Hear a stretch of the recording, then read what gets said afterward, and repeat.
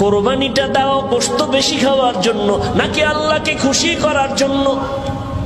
এটা আমি দেখার, এটাই তোর কোরবানির মূল। কত বড় গরু কোরবানি দিলা, কত কেজি গোশত হলো, আমি আল্লাহ এটা দেখি না, আমি দেখি তোমার অন্তরের মধ্যে আমি আল্লাহর ভয় আছে কিনা।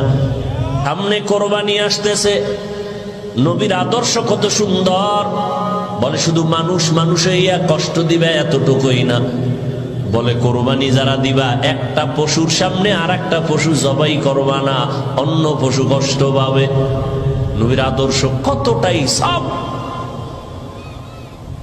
কোন পশুকে শোয়াইয়া রাইখা জবাই দিতে দেরি করবা না, কষ্ট পায়। এক পশুর সামনে অন্য পশু জবাই করবা না, কষ্ট পাবে। তাহলে একটা পশুর কষ্ট রহমতের নবী বরদাস্ত করতে পারেন না, সে জায়গায় মানুষ হইয়া মানুষের কষ্ট দিলে এটা কেমনে বরদাস্ত হবে? এরা কোনো পশু জবাই করলে রক্তগুলো বাইতুল্লাহর দেওয়ালে মেখে দেয়, মনে করে এটা বরকত। তাহলে আমার জবাইটা কমপ্লিট কবুল হয়ে গেছে।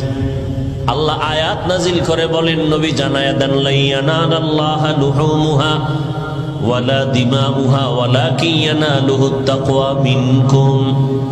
এই পাপিষ্ঠরা, তোদের রক্ত আর গোশত আমার